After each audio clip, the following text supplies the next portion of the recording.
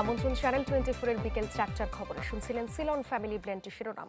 আপনাদের সাথে আছি আমি জান্নাতুল সাদিয়া। আরএফএল কিচেন সিঙ্ক, স্বাস্থ্যকর কিচেনের চিরস্থায়ী সমাধান। পশ্চিমা মূল্যবোধে নয়, বাংলাদেশের ইতিহাস ঐতিহ্যের আলোকে নারী বিষয়ক সংস্কার কমিশন গঠনের দাবি জানিয়েছে হেফাজতে ইসলাম। সেই সাথে সংবিধানে বহুত্ববাদ বাতিল, নির্বাচনের আগে আওয়ামী লীগ ও তার চিহ্নিত দোসরদের বিচারও চায় সংগঠনটি। আজ সোহরাওয়ার্দী উদ্যানে মহাসমাবেশে 12 দফা ঘোষণা দেয় হেফাজতে ইসলাম। সমাবেশে মানবিক করিডোর নিয়ে অপতৎপরতা রুখে দেওয়ার হুঁশিয়ারি দেন নেতারা।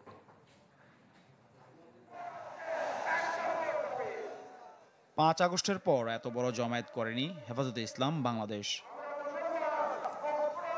নারী সংস্কার কমিশন বাতিল সহ 4 দফা দাবিতে মহাসমাবেশে যোগ দেন ঢাকা ও বাইরে থেকে আসা নেতাকর্মীরা। সময় যত গড়ায় ততই বাড়ে উপস্থিতি। অংশ নেন এনসিপি নেতা হাসনাত আবদুল্লাহ ও আমার দেশ পত্রিকার সম্পাদক মাহমুদুর রহমানও।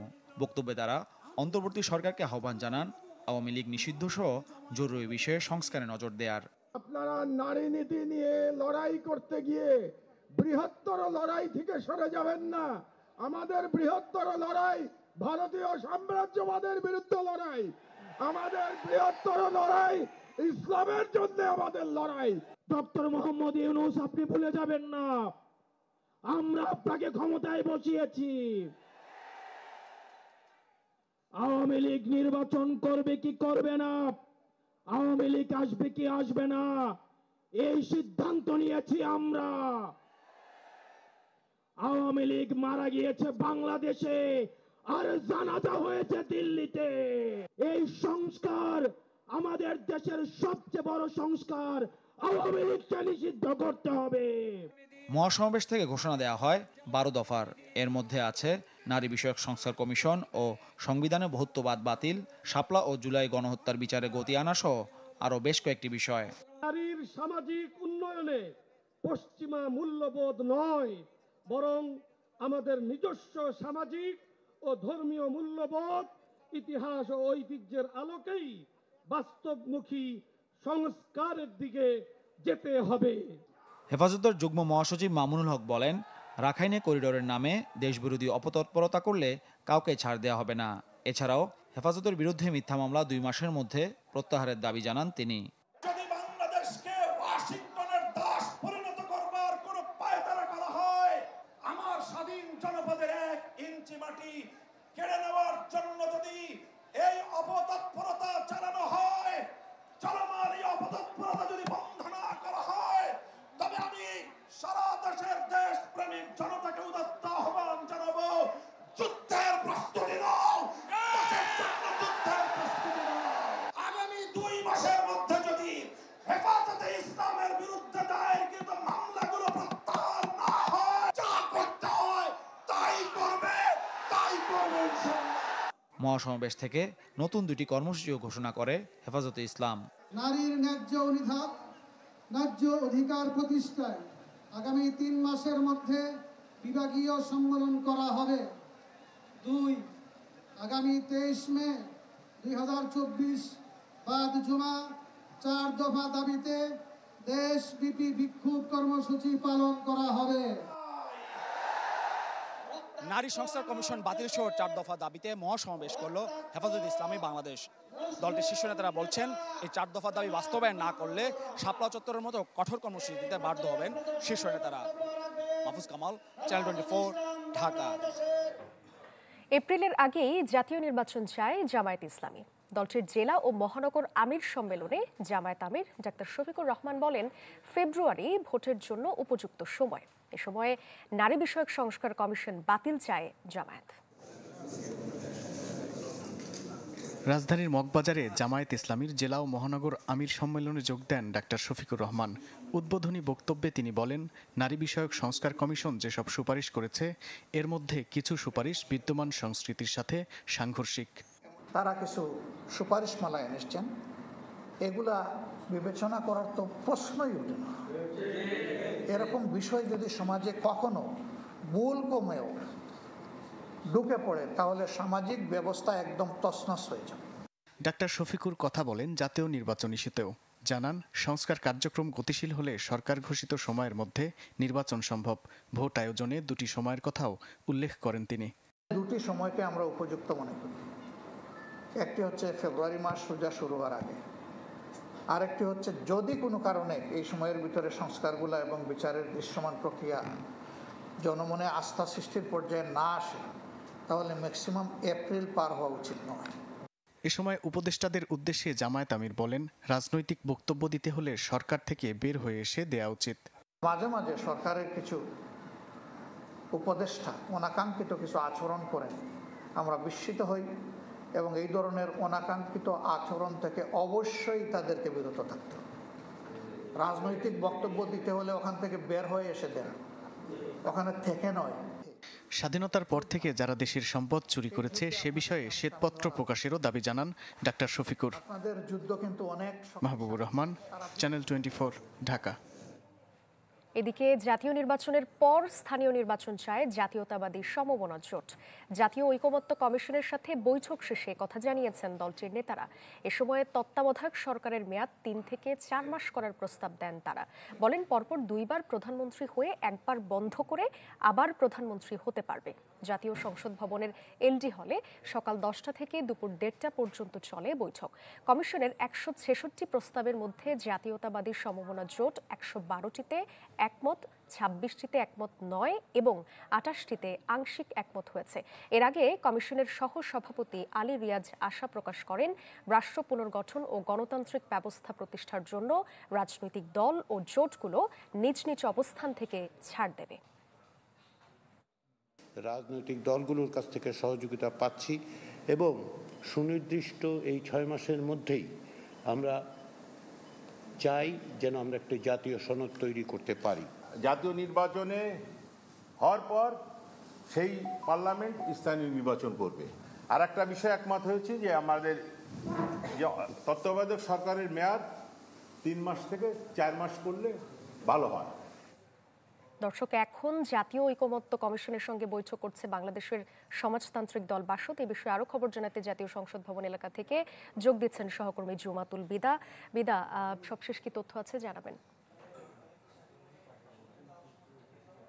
সাদিয়া, বাংলাদেশ সমাজতান্ত্রিক দল মার্ক্সবাদী তাদের যে বৈঠকের নির্দিষ্ট সময়সীমা ছিল সেটি ইতিমধ্যে শুরু হয়েছে এবং সূচনা বক্তব্যে আলী রিয়াজ তিনি তার বক্তব্য তুলে ধরেছেন। অন্যদিকে এই মার্ক্সবাদী বাংলাদেশের সমাজতান্ত্রিক দলের পক্ষ থেকে তাদের একজন প্রতিনিধি তিনিও তাদের বক্তব্য তুলে ধরেছেন। সুস্পষ্টভাবে জানিয়েছেন বিচার বিভাগ এবং সংবিধান নিয়ে স্প্রেডশিটে তাদের কোনো মন্তব্য দেননি তারা, বরং তারা সুপারিশ সমূহ কিংবা তাদের যেই মন্তব্যগুলো সেগুলো লিখিত আকারে দিয়েছে এবং এখন পর্যন্ত আসলে কতটি বিষয়ে তারা একমত জানিয়েছেন, কতটিতে ভিন্ন মত কিংবা দ্বিমত সেটি এখনো জানা যায়নি।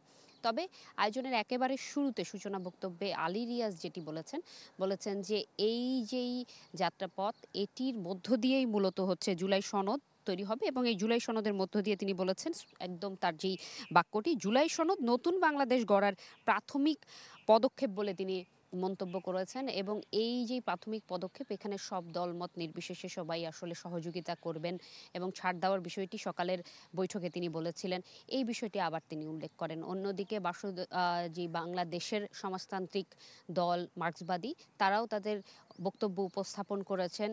তারা তাদের একটি বিষয় উল্লেখ করেছেন যে বাংলাদেশের ইতিহাস সম্পর্কে সবার ঐক্যমত হয়ে একটি সিদ্ধান্ত নেওয়া উচিত যা পরবর্তীতে বিভিন্ন ধরনের বড় সমস্যার সমাধান করে ফেলবে, এটি তারা বলেছেন এবং তাদের ভাবনার জায়গাটুকু তুলে ধরে তারা বলেছেন যে প্রতিটি দল যাতে ঐক্যমতে আসতে পারে নীতিগতভাবে সেই আহ্বানটুকু জানিয়েছেন। এই ছিল আমার কাছে আপাতত এখান থেকে সর্বশেষ। বিদা, ধন্যবাদ আপনাকে। জাতীয় সংসদ ভবন এলাকা থেকে যোগ দিয়েছিলেন সহকর্মী জুমাতুল বিদা। বুয়েট ছাত্র আবরার ফাহাদ হত্যা মামলায় 20 জনের মৃত্যুদণ্ড ও 5 জনের যাবজ্জীবন কারাদণ্ড দিয়ে পূর্ণাঙ্গ রায় প্রকাশ করেছেন হাইকোর্ট। গেল 16 মার্চ বিচারিক আদালতের রায়ে 20 আসামিকে মৃত্যুদণ্ড এবং 5 আসামিকে যাবজ্জীবন কারাদণ্ডের পুরোটাই বহাল রাখেন হাইকোর্ট। আসামিদের ডেথ রেফারেন্স আপিল ও জেল আপিলের ওপর শুনানি শেষে বিচারপতি AKM আসাদুজ্জামান ও বিচারপতি সৈয়দ এনায়েত হোসেনের সমন্বয়ে গঠিত হাইকোর্ট বেঞ্চ সেদিন এ রায় ঘোষণা করেন। 2019 সালের 6 অক্টোবর বুয়েটের শেরে বাংলা হল থেকে তড়িৎ ও ইলেকট্রনিক প্রকৌশল বিভাগের দ্বিতীয় বর্ষের ছাত্র আবরার ফাহাদের লাশ উদ্ধার করা হয়। এ ঘটনায় আবরারের বাবা বরকতুল্লাহ ঢাকার চকবাজার থানায় মামলা করেন। এই মামলার তদন্ত শেষে 2019 সালের 13 নভেম্বর বুয়েটের 25 শিক্ষার্থীর বিরুদ্ধে আদালতে অভিযোগপত্র দেয় পুলিশ। দেশ জুড়ে তোলপা ওয়ালটন ফ্রিজ কিনে আপনিও হয়ে যেতে পারেন মিলেনিয়ার। রাজধানীর বিভিন্ন সড়কে চলছে উন্নয়ন কর্মকাণ্ডের খোঁড়াখুঁড়ি। সমন্বয়হীনভাবে এই কাজ করছে সিটি কর্পোরেশন, ডিপিডিসি সহ কয়েকটি সেবা সংস্থা। ঝড় বৃষ্টির এই সময়ে এমন খোঁড়াখুঁড়িতে তৈরি হচ্ছে তীব্র যানজট। এই পরিস্থিতি চলমান থাকলে কোরবানি ঈদের আগে চরম ভোগান্তির আশঙ্কা নগরবাসীর। আশরাফুল আলম আকাশের রিপোর্ট, ক্যামেরায় ছিলেন তুষার লস্কর। উন্নয়ন, ভোগান্তি আর প্রাণ ঝুঁকি সবকিছু যেন একসাথে রাজধানীর মধুবাগের এই খোঁড়াখুঁড়িতে। ঈদুল ফিতরের পর এখানে 450 মিটার ড্রেনেজ উন্নয়নের কাজ শুরু করেছে ঢাকা উত্তর সিটি কর্পোরেশন। ঝড় বৃষ্টির মৌসুমে রাস্তা খোঁড়ায় ভোগান্তির শেষ নেই এলাকাবাসীর। সকাল সন্ধ্যা যানজট লেগে থাকছে আশপাশের সবকটি রাস্তায়। পুরোপুরি কাজ শেষ না হওয়া পর্যন্ত অন্তত 2 মাস পিছু ছাড়বে না এমন দুর্ভোগ। প্রায় আধা কিলোমিটার সড়ক জুড়ে উন্নয়ন কাজ করছে ঢাকা উত্তর সিটি কর্পোরেশন, যেখানে রাখা হয়নি কোনো ধরনের নিরাপত্তা ব্যবস্থা। এতে করে ঝুঁকি নিয়েই এ পথে চলাচল করতে হচ্ছে স্থানীয়দের। সবসময় ফাঁকা, কোন সময় কোন লোক পড়ে যায়, কোনো সিকিউরিটি নেই, দেখাশোনার কোনো দায় দায়িত্ব নেই। নির্দিষ্ট পরিকল্পনা না নেওয়ার কারণে কয়দিন পর পরে ভাঙে, এরপরে আবার কোনো নিরাপত্তা নাই।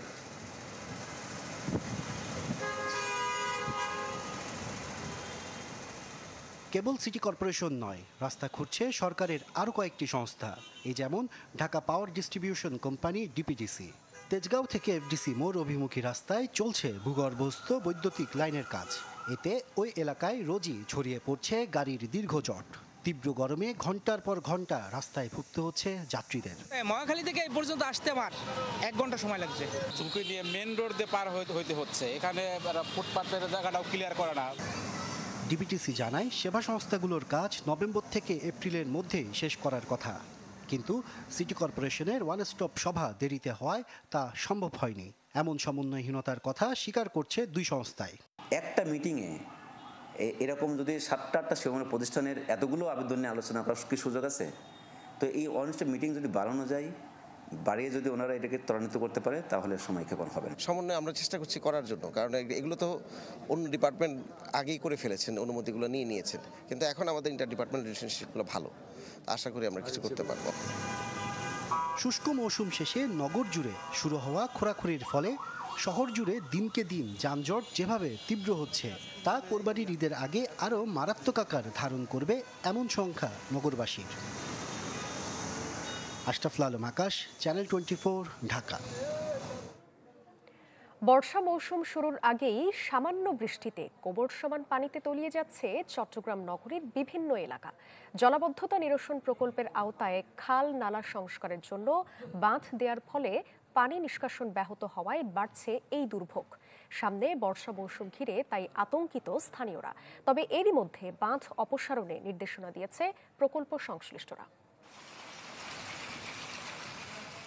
চট্টগ্রাম নগরীর পুরাতন বিমান অফিসের পেছনের গলি, যেখানে বৃহস্পতিবার রাতে সামান্য বৃষ্টিতে তলিয়ে যায় কোমর সমান পানিতে, থই থই করে দোকানপাট, বাসাবাড়ি। শুক্রবার পানি কমে যাওয়ার পর চলাচলের জন্য সড়কটি ময়লা আবর্জনা পরিষ্কার করছে স্থানীয়রা। তাদের অভিযোগ, পাশের বড় নালা দিয়ে প্রবাহিত হয় পানি, কিন্তু নালাটির সংস্কার কাজে হিমসেন লাইন এলাকায় বাদ দেয়ায় ব্যাহত হয় নিষ্কাশন। এতে দুর্ভোগে এলাকাবাসী। বাদ দিছে, সরু একটা নালা লাগছে, পানি দিয়ে পুরো পানিটা বৃষ্টির পানিটা ডেলিভারি হচ্ছে না। যখনই বৃষ্টির পানি হয় তখনই এখানে জমে থাকে, মানুষের চলাচল, রিক্সা চলাচল, গাড়ি চলাচল সবসময় বন্ধ হয়ে থাকে। পানি নিষ্কাশনের ব্যবস্থা খুবই খারাপ অবস্থা। আপাতত এই কাজটা বন্ধ রেখে মাটিগুলো সরাই দেবার ব্যবস্থা করা। একই অবস্থা নগরীর বাকুলিয়া ইশাক সওদাগরের পুল এলাকায় বীরজাখালে। জলাবদ্ধতা নিরসন প্রকল্পের বাঁধের কারণে পানি চলাচল নেই বললেই চলে। সামান্য একটি অংশে পানি চলাচল করলেও তা প্রয়োজনের তুলনায় খুবই সরু, ফলে সামান্য বর্ষা মৌসুমকে ঘিরে আতঙ্কে স্থানীয়রা। কত বাঁধে বাঁধ, ওই বাঁধের কারণে তো পানি সংস্কার করতেছে না। এখনো হইতে পারে বর্ষা, দেখবেন যে আমাদের এখানে এতটুকু পানি হয়ে যাবে। সামনে বর্ষার মৌসুম আসতেছে, যদি এভাবে ভরাট থাকে তাহলে মনে করেন যে বাসা বাড়িতে পানি উঠে যাবে। বাসায় ঘরের ভিতরে আডোবন পানি ঢুকে মাল সামান নষ্ট হয়। কাজ দ্রুত শেষ করে খালনালা থেকে বাঁধ অপসারণে এরই মধ্যে ঠিকাদারদের নির্দেশনা দেওয়ার কথা জানান প্রকল্প পরিচালক। সেই অনুযায়ী কাজ চলছে বলে জানান ঠিকাদাররা।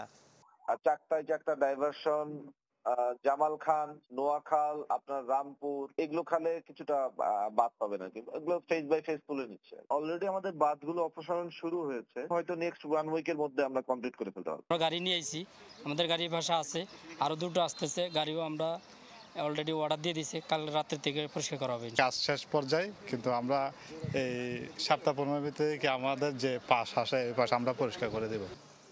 চট্টগ্রাম নগরীর জলাবদ্ধতা নিরসন প্রকল্পে 36টি খালের সংস্কার কাজ করছে সেনাবাহিনী। এরই মধ্যে অধিকাংশ খালের কাজ প্রায় শেষ, তবে এখনও 11টি খালের কাজ চলমান থাকায় বিভিন্ন অংশে বাদ রয়েছে। রনি দত্ত, চ্যানেল 24, চট্টগ্রাম। দীর্ঘ 17 বছর পর আগামী সোমবার শাশুড়ি বিএনপি চেয়ারপারসন খালেদা জিয়ার সাথে দেশে ফিরবেন ডাক্তার জুবাইদা রহমান। 2008 সালের 11 সেপ্টেম্বর স্বামী তারেক রহমানের সাথে লন্ডনের উদ্দেশ্যে বাংলাদেশ ছাড়েন ডাক্তার জুবাইদা। এরপর নানা প্রতিবন্ধকতায় নিজ ভূমে ফেরা হয়নি এই চিকিৎসকের। ডাক্তার জুবাইদা রহমান জন্ম সিলেটে। বাবা সাবেক নৌবাহিনীর প্রধান ও মন্ত্রী রিয়ার অ্যাডমিরাল মাহবুব আলী। সাবেক রাষ্ট্রপতি জিয়াউর রহমান ও প্রধানমন্ত্রী খালেদা জিয়ার বড় ছেলে তারেক রহমানের সাথে বিবাহ বন্ধনে আবদ্ধ হন 1994 সালের 3 ফেব্রুয়ারি। এর 1 বছর পর যোগ দেন বিসিএস স্বাস্থ্য ক্যাডারে। জ্ঞাত আয় বহির্ভূত সম্পদ অর্জনের অভিযোগে 2008 সালের 26 সেপ্টেম্বর তারেক রহমান ও ডাক্তার জুবাইদা রহমানের বিরুদ্ধে মামলা করা হয় কাফরুল থানায়। মামলায় জুবাইদা রহমানকে 3 বছরের কারাদণ্ড দেন আদালত। তখন চিকিৎসক হিসেবে কর্মরত থাকা জুবাইদা রহমান পরে শিক্ষা ছুটি নিয়ে স্বামী তারেক রহমানের সাথে লন্ডনে যান, কিন্তু দ্বিতীয় মেয়াদে ছুটি বাড়ানোর পরও চাকরিতে যোগ না দেয় তাকে বরখাস্ত করে স্বাস্থ্য মন্ত্রণালয়। এর মধ্যে কেটে গেছে 17 বছর, কিন্তু নানা প্রতিবন্ধকতায় নিজ ভূমে ফেরা হয়নি তার। এই পুরোটা সময় স্বামী আর একমাত্র কন্যা জাইমাকে নিয়ে বসবাস করছেন লন্ডনে। অবশেষে আগামী সোমবার শাশুড়ি বেগম খালেদা জিয়ার সাথে দেশে ফেরার কথা আছে জুবাইদা রহমানের। 4 মে বাংলাদেশ এয়ারলাইন্সের একটি ফ্লাইটে দেশের উদ্দেশ্যে রওনা হবেন তারা। এদিকে দেশে ফেরার পর জুবাইদা রহমানের নিরাপত্তা নিশ্চিত করতে পুলিশ মহাপরিদর্শক বরাবর চিঠি দিয়েছে বিএনপি। এ সময় নিরাপত্তা নিশ্চিতে 4টি ব্যবস্থা নেয়ার অনুরোধ জানানো হয়। শাহনেওয়াজ বাবলু, চ্যানেল 24, ঢাকা। গাজীপুরে তুলার গুদামের আগুন নিয়ন্ত্রণে এসেছে। ফায়ার সার্ভিস জানায় দুপুরে দেউলিয়া বাড়ি এলাকার জাহাঙ্গীরের তুলার কারখানায় আগুনের সূত্রপাত হয়। মুহূর্তেই তা ছড়িয়ে পড়ে আশপাশের 10 থেকে 12টি গোডাউনে। খবর পেয়ে কোনাবাড়ি ফায়ার সার্ভিসের 2টি ইউনিট আগুন নিয়ন্ত্রণে কাজ শুরু করে। আগুন বাড়তে থাকলে ভোগড়া ও সারাপ থেকে যোগ দেয় আরও 4টি ইউনিট। 6টি ইউনিটের 2 ঘন্টার চেষ্টায় নিয়ন্ত্রণে আসে আগুন। প্রাথমিকভাবে ক্ষয়ক্ষতি নিরূপণ করা যায়নি।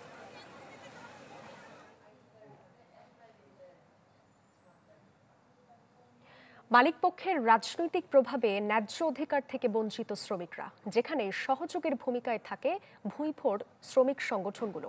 এক বিতর্ক অনুষ্ঠানে এমন মন্তব্য করেন শ্রম উপদেষ্টা এম সাখাওয়াত হোসেন। আগামী নির্বাচনে মনোনয়ন দেওয়ার ক্ষেত্রে ব্যবসায়ীদের স্বচ্ছতার উপর জোর দিতে বলেন তিনি। দেশে শোভন কর্মসংস্থান তৈরির বিচারে অন্যতম তৈরি পোশাক খাত। 2023 সালেও সেখানে ন্যূনতম মজুরি বাড়ানো হয় 56%, কিন্তু তারপরও প্রায় শ্রম অসন্তোষ দেখা দেয় এই খাত ঘিরে। বিতর্ক অনুষ্ঠানে বক্তারা জানান, এক্ষেত্রে দায় রয়েছে শ্রমিক সংগঠনগুলোর নিষ্ক্রিয়তা এবং মালিকদের রাজনৈতিক সম্পৃক্ততার।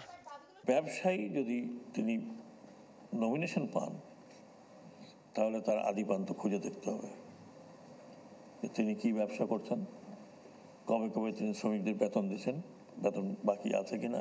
নেতৃত্বের পরিবর্তন হলেও কিন্তু সেই মালিকদের দাবি দেওয়া কিন্তু একই রয়ে গেছে, কিন্তু আমার শ্রমিক ভাইদের সেই দাবি দেওয়া আদায় কিন্তু তারা একসাথে সংগঠিত হতে পারে না। তা আমি মনে করি শ্রমিকদের দাবি দেওয়া আদায়ের জন্য সরকারকে এবং মালিককেই কিন্তু প্রথমে এগিয়ে আসতে হবে। এ সময় আলোচনায় আসে চা শ্রমিকদের ন্যূনতম মজুরির বিষয়টি জানিয়ে চলতি মাসেই আলোচনার আশ্বাস দেন শ্রম উপদেষ্টা। আর শ্রম সচিব জানান শিল্প মালিকরা সংগঠিত থাকলেও সেই বিচারে পিছিয়ে শ্রমিকরা। শ্রমিকদের পক্ষ থেকে কথা শুনবো, তাদের এত নেতা এত দল, সেখানে তারা কিন্তু ওই একই ভোকাল বা একইভাবে সংগঠিতভাবে কিন্তু বার্গেনিংয়ে আসতে পারছে না। আমাদের দেশে বহু ভালো শিল্পপতি আছেন, যার কারণে আমাদের এক্সপোর্ট বাড়ছে, আমাদের কোয়ালিটি বাড়ছে এবং বাংলাদেশের যারা ব্র্যান্ড তারা আসছে। আমি এবং আমার মন্ত্রণালয় we are working day and night to see যে কীভাবে আমাদের শ্রমিকদের ভাগ্য উন্নয়ন করা যায়। বিতর্কে ড্যাফোডিল ইন্টারন্যাশনাল ইউনিভার্সিটিকে হারিয়ে বিজয়ী হয় Tejgaon college. Rakib Hossain, channel 24, Dhaka. Selfie আপু, এখন কিছু খাওয়াও। এখন ইভিনিং এর চরম ক্রেভিং, চাই কিছু এক্সাইটিং। মিস্টার নুডলস হয় কুকিং, টেস্ট হয় amazing. Mister noodles, amazing test. Mister noodles, enjoy the best. Mister noodles, amazing test. Mister noodles, mister noodles, mister noodles. যৌক্তিক পর্যায়ে মূল্যস্ফীতি নামিয়ে না আনা পর্যন্ত ঋণের সুদ হার কমানো সম্ভব না। রাজধানীতে এক অনুষ্ঠানে একথা বলেন governor doctor Ahsan H Mansur. বলেন, সামষ্টিক অর্থনীতির স্থিতিশীলতা ধরে রাখাই এখন বড় চ্যালেঞ্জ।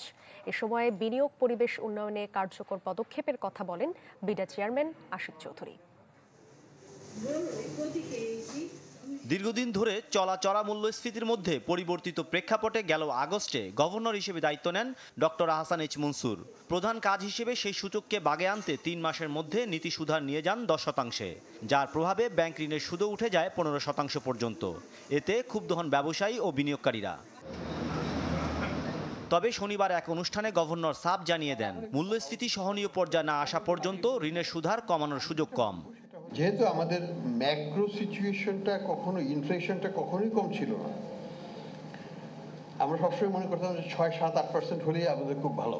আসলে তো নয়। আমাদের যদি ইন্টারেস্ট রেট যদি সত্যি কমাতে হয়, আমাকে ইনফ্লেশন রেটটা 3-4 নিয়ে যেতে হবে। ভারতে বর্তমানে যেটা আছে, চীনে আছে 2%-এর নিচে। গভর্নর জানান, বিশ্বের বহু দেশে বিতরণ করা ঋণের 30% পর্যন্ত যায় আবাসন খাতে, কিন্তু বাংলাদেশে তা মাত্র 2%। একই অনুষ্ঠানে বিডার চেয়ারম্যান জানান, স্থানীয় ব্যবসায়ীরা দেশে বিনিয়োগ করলে আগ্রহী হন বিদেশিরা। তাই সার্বিক পরিবেশ উন্নয়নে সব পক্ষকে সমন্বিতভাবে কাজ করার কথা জানান তিনি। Local investors have a natural advantage because of the language and because of the fact that they've grown up here. The foreign investors don't have it. There is a bit more that we as a government need to do to help the foreign investor get to the same position as local investor. And therefore, optically, it feels like we're doing more for foreign investors. At the end of the day, for me, it doesn't really matter. The fundamental question I have is that there is always a gap between what the government says and ultimately what the government does.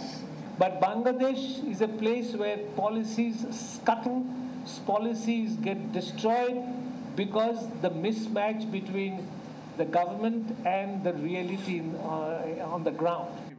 দেশে বিনিয়োগ আকর্ষণে দীর্ঘমেয়াদী নীতিমালার উপর জোর দেন বক্তারা। মাসুম মিয়া, channel 24, Dhaka.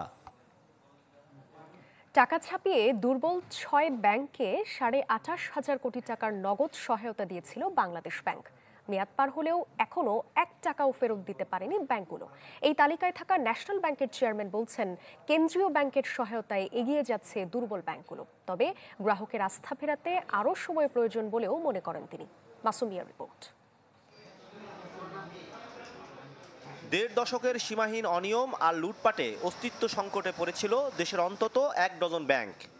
এর মধ্যে সবচেয়ে খারাপ অবস্থা ছিল এস আলমের দখলে নেয়া ইসলামী ধারার 7 প্রতিষ্ঠান। 5 আগস্টের পর দুর্বল ব্যাংকগুলোর পর্ষদ ভেঙে দেয় নিয়ন্ত্রক সংস্থা। কিন্তু তারপরেও অবস্থার উন্নতি না হওয়ায় একরকম বাধ্য হয়ে 6 দুর্বল ব্যাংকে দেয়া হয় 28,500 কোটি টাকা। 2 ধাপে দেয়া এই সহায়তার সবচেয়ে বেশি 8,000 কোটি টাকা দেয়া হয় এক্সিম ব্যাংকে। এরপরে দ্বিতীয় অবস্থানে ফার্স্ট সিকিউরিটি ইসলামী ব্যাংক 6,500 কোটি। আর 5,000 কোটি টাকা নিয়ে তৃতীয় অবস্থানে ছিল সোশ্যাল ইসলামী ব্যাংক ও ন্যাশনাল ব্যাংক। তবে এতেও খুব একটা উন্নতি করতে পারেনি ব্যাংকগুলো, যার পেছনে কেন্দ্রীয় ব্যাংকেরও কম বেশি দায় দেখছেন ন্যাশনাল ব্যাংকের চেয়ারম্যান আব্দুল আওয়াল মিন্টু।